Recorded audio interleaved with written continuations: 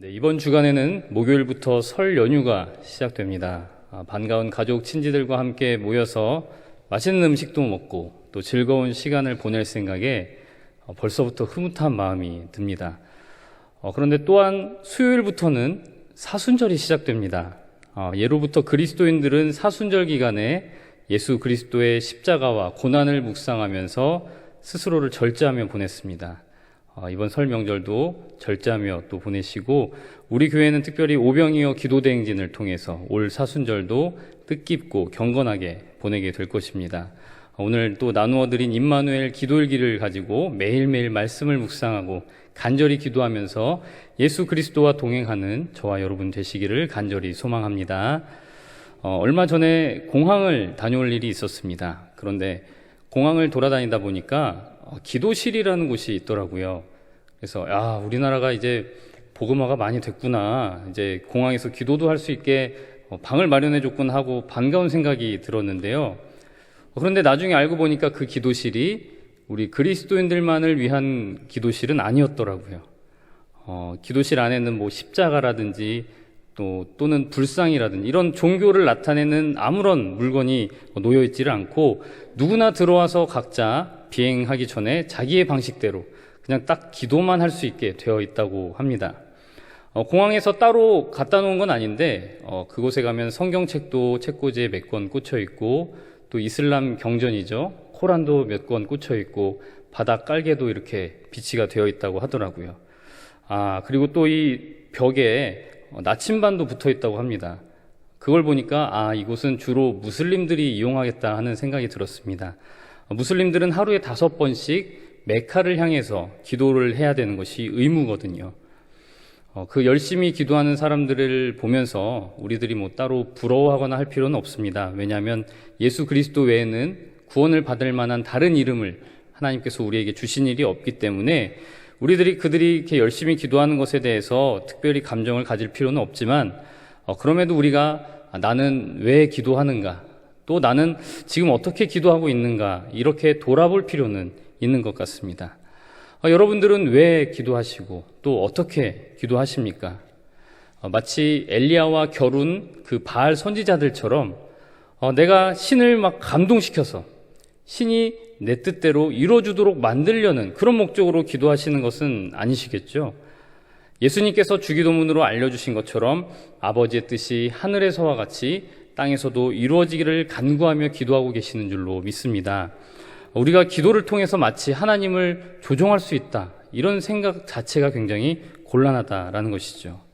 또 이런 기도가 응답받는다더라, 이런 기도가 아주 비결이 있는 기도라더라, 이렇게 비결을 찾는 것도 조금 온전한 기도자의 모습이라고 보기는 어려운 것 같습니다. 기도에 비결이 있다라는 그 생각 자체가 기도 응답만 받으면 된다라는 그런 생각으로 이어지기 때문이죠. 만약에 우리가 하나님께 기도하는 게 아니라 사람을 상대하는 거라면 비결이 있을 수가 있죠. 예를 들어서 우리 아내는 아무리 화가 나도 내가 꽃 한 송이만 들고 가면 다 풀려, 뭐 이런 비결 같은 거 있잖아요. 사람과 사람 사이에는 이런 비결들이 있을 수 있는데, 그런데 하나님을 상대할 때는 그렇지가 않다라는 것입니다. 심지어 몇십 년을 같이 산 부부 사이에도 서로를 잘 모르잖아요. 어떨 때는 같은 부탁을 해도 들어줄 때가 있고, 어떨 때는 같은 부탁에 막 화를 낼 때가 있잖아요.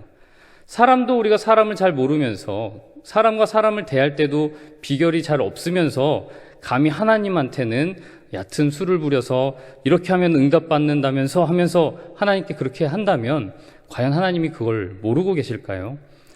우리는 기도를 통해서 말 그대로 하나님과 교제를 나누는 것입니다. 기도 자체를 즐길 수 있어야 하고, 또 기도를 통해서 하나님을 알아가는 것이 우리의 목적이 되어야 합니다. 기도 응답, 또 내 소원이 이루어지는 것, 이런 것들은 어찌 보면 기도를 즐기다 보면 따라오는 그런 부수적인 요소들이다라는 것이죠. 그러므로 우리가 하나님의 뜻이 무엇인지 묻고 또 그 뜻대로 살 수 있도록 도움을 구하는 것이 아주 바람직한 기도의 모습이다라고 할 수가 있습니다. 오늘 본문은 솔로몬이 성전을 완공하고 나서 성전 봉헌식을 할 때 하나님께 올려드렸던 기도문의 일부입니다. 그토록 지혜로웠던 솔로몬이 했던 기도니까 잘 배웠다가 나중에 써먹어야겠다 이렇게 생각하시는 분 계시면 좀 곤란한 것 같습니다. 전혀 그런 내용이 아닙니다. 오늘은 이 본문을 통해서 솔로몬이 기도하는 태도, 또 하나님을 대하는 태도를 우리가 함께 살펴보기를 원합니다. 먼저 오늘 말씀 27절을 함께 한 목소리로 봉독하기를 원합니다. 27절 말씀입니다. 시작. 하나님이 참으로 땅에 거하시리이까 하늘과 하늘들의 하늘이라도 주를 용납하지 못하겠거든 하물며 내가 건축한 이 성전이오리이까. 아멘. 솔로몬이 성전을 건축하기 위하여 얼마나 많은 노력을 기울였는지 잘 아실 것입니다. 성전 건축은 아버지 다윗의 명령이기도 했지만 솔로몬도 그런 의지를 가지고 있었던 것이죠. 하나님을 우리 이스라엘에, 이 예루살렘에 꼭 모셨으면 좋겠다라는 솔로몬의 그 소망이 이 성전 건축을 통해서 드러난 것입니다. 이것은 마음만 가지고 되는 일이 아니었습니다. 왜냐하면 예전에 다윗이 하나님의 언약궤를 자기가 살고 있는 예루살렘, 다윗성으로 모셔오려고 했었던 일이 있었습니다. 그때 소가 끄는 수레에 언약궤를 싣고 그 수레에 실려서 언약궤가 오는 가운데 소가 덜컹거리니까 이 언약궤가 떨어질 뻔한 일이 있었거든요. 그때 옆에 있었던 웃사라고 하는 사람이 그 언약궤를 손으로 잡았다가 그만 하나님이 그 자리에서 치셔서 죽었던 사건이 있었습니다. 아무리 하나님이 사랑하셨던 다윗이라고 할지라도 다윗이 마음을 가지고 있었다 할지라도 하나님을 모시는 일이 그렇게 마음처럼 쉽게 되지가 않았다라는 것입니다. 성전을 짓는 일도 원래는 다윗이 하나님께 요청하고 간구했던 일이죠. 하나님, 제가 하나님을 위해서 집을 꼭 짓고 싶습니다.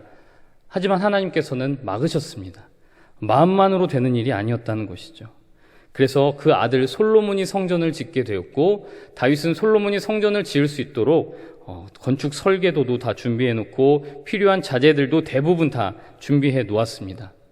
솔로몬은 아버지 다윗이 어떻게 하나님을 모시고 싶어 했는지 또 그 일이 마음만으로 되는 일이 아니다라는 것을 잘 알고 있었기 때문에 이 성전 건축의 사역을 끝까지 잘 마치도록 또 하나님이 과연 이 일을 나에게 허락하실지 아닐지 끝까지 긴장하는 마음으로 성전 건축에 임할 수밖에 없었습니다. 그렇게 노심초사 성전 건축을 마치고 봉헌식을 드리는 자리에서도 솔로몬은 지금 27절의 말씀과 같이 참으로 겸손한 마음으로 하나님께 기도를 드리고 있는 것입니다. 하늘과 하늘들의 하늘이라도 하나님을 모시기에는 부족하다. 이 솔로몬의 말은 그냥 아부성 발언이 아니라 성전 건축을 하다 보니 정말로 하나님을 모시는 것은 감히 이 성전으로는 참으로 부족하고 하늘과 하늘들의 하늘이라도 하나님을 모시기엔 참 부족하다라는 것을 솔로몬이 뼈저리게 느꼈던 것이죠.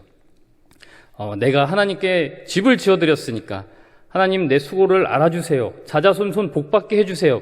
이렇게 기도하지를 않았습니다. 솔로몬이 하나님께 성전을, 집을 지어드린 것이 아니라 하나님께서 이스라엘을 선택하시고 사랑해 주셔서 전적인 하나님의 은혜로 말미암아 이스라엘에 거해 주신다라는 것을 솔로몬은 깨닫고 고백하고 있는 것입니다. 이번에는 30절 말씀을 함께 봉독하겠습니다. 30절 말씀 시작. 주의 종과 주의 백성 이스라엘이 이곳을 향하여 기도할 때에 주는 그 간구함을 들으시되 주께서 계신 곳 하늘에서 들으시고 들으시사 사하여 주옵소서. 아멘. 솔로몬은 성전을 짓기 위해 참으로 많은 인력과 자원을 투입해야 했습니다. 이스라엘 내에서는 백향목이라고 하는 좋은 건축에 쓰는 나무가 부족해서 두로왕 히람에게 백향목을 얻어오는 대신에 히람에게 많은 양의 양식과 먹을 것들을 제공해 주었습니다. 또한 이스라엘 내에서 수십만의 역군들을 징발해서 건축 현장에 투입하였습니다. 7년의 세월 동안 전국이 성전 건축에 매달려야 했습니다. 그러면서도 건축 현장을 얼마나 철저하게 통제했던지 그 현장 안에서, 성전을 짓는 이 현장 안에서 철 연장 소리가 들리지 않았다라고 말하고 있습니다. 굉장히 솔로몬이 긴장하고 있었다라는 것이죠. 왜 그렇게 긴장하면서 고생하면서 하나님을 모시고자 하였는가?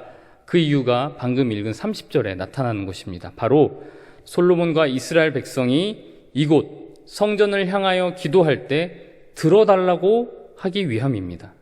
조금은 허무하죠. 조금은 에게 이런 생각이 들 수도 있습니다. 하나님을 예루살렘에 모셔다 놓았으면 하나님이 주시는 복을 우리가 완전히 독점하자, 다윗의 가문 영원토록 왕위에 있고 우리나라가 전 세계를 호령하는 그런 나라가 되자, 국력을 동원해서 큰 사업을 일으켰으면 적어도 이런 포부와 야망이 있어야 백성들이 좀 따라오지 않겠습니까? 속는 셈 치고 그래 한번 우리 왕 믿어보자 이러고서 수고하지 않겠습니까? 자 봐라, 우리가 지은 성전에 하나님을 모셨고 이제 이곳을 향해 기도하기만 하면 다 이루어진다, 이렇게 구슬려야 왕의 권위가 서지 않겠습니까? 그런데 7년 동안, 다윗이 성전을 짓기로 마음먹은 후 거의 40년 동안 다윗과 솔로몬과 이스라엘 백성 모두가 애쓰고 힘써서 하나님을 모신 이유는 그저 기도할 때 들어주시라고 그 성전을 지은 것입니다. 그나마도 하나님, 우리가 성전을 향해 기도할 때 주님께서 여기 내려와 주셔서 우리 기도를 들어주십시오, 이렇게 기도하지도 않았습니다. 주는 계신 곳 하늘에서 들으시고 들으소서. 이게 여기 오실 필요도 없이 주님, 우리는 성전을 향해 그저 기도할 테니까 주님 하늘에서 들으시고 들으시옵소서, 그저 간곡하게 듣기만 해달라고 솔로몬은 지금 모든 백성들이 듣는 앞에서 기도하고 있는 것입니다. 이 기도를 듣던 이스라엘 백성 가운데 누군가 이런 생각을 했을지도 모르죠. 아니, 그렇게 기도할 거면 하나님이 여기 내려오실 필요도 없이 하늘에서 들으실 거면 우리가 성전을 왜 지은 겁니까? 어차피 성전을 지어도 하나님은 하늘에 계실 것인데 왜 우리가 이 고생을 해서 지금 성전을 지은 겁니까? 하늘에 계시니까 그냥 꼭 성전을 향해 기도할 필요 없는 것 아닙니까? 이런 의문을 아마 가질 수도 있을 것입니다. 그런데 솔로몬의 기도를 마지막까지 들어보면 왜 꼭 성전을 지었어야만 했는지가 나타납니다. 30절 하반절 말씀이 이렇습니다. 주께서 계신 곳 하늘에서 들으시고 들으시사 사하여 주옵소서.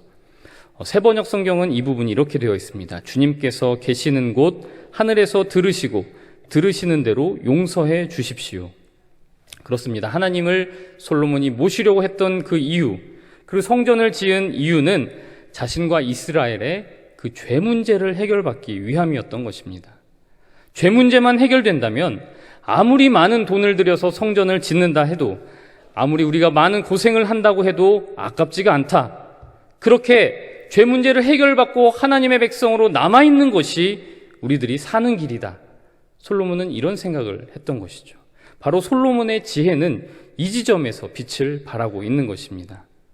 우리가 읽지는 않았지만 이후 31절에서 53절까지 솔로몬이 길게 올려드리는 그 기도 가운데, 만일 우리가 범죄해서 이러한 어려움에 빠졌을 때 우리가 이 성전을 향하여 기도하면 주님 들으시고 용서해 주십시오, 이런 기도가 계속해서 수차례 반복하면서 나옵니다. 심지어는 지금 우리들 말고 우리의 미래 세대들이, 아직 태어나지 않은 그 후손들이라도 그들이 범죄할 것을 예언하면서 그들이 만약 죄를 지으면 그들도 이 성전을 향해 기도할 때 하나님 용서하여 주십시오, 그렇게 우리 세대가, 또 다음 세대가 이 성전을 향하여 기도하며 죄 문제를 해결받기를 이 솔로몬은 구하고 있었다는 것입니다.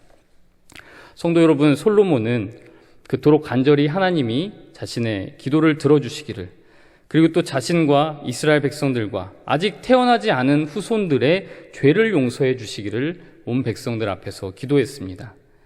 하나님의 뜻대로 이스라엘 백성들이 하나님의 거룩한 백성이 되게 하시고, 또 만일 범죄한다면 이 성전에 나와서 제사하고 회개하면 부디 용서해 달라고 말입니다. 솔로몬이 말한 성전을 향한 기도는 응답이 잘 되는 기도의 비결이 절대 아니었습니다. 성전은 하나님이 이름을 두신 곳, 눈과 귀와 마음을 두신 곳이다 했습니다. 하나님은 하늘에 계시지만 이 성전은 하나님이 눈을 두시고 귀를 두시고 마음을 두신 곳이다. 솔로몬은 그렇게 이야기했습니다.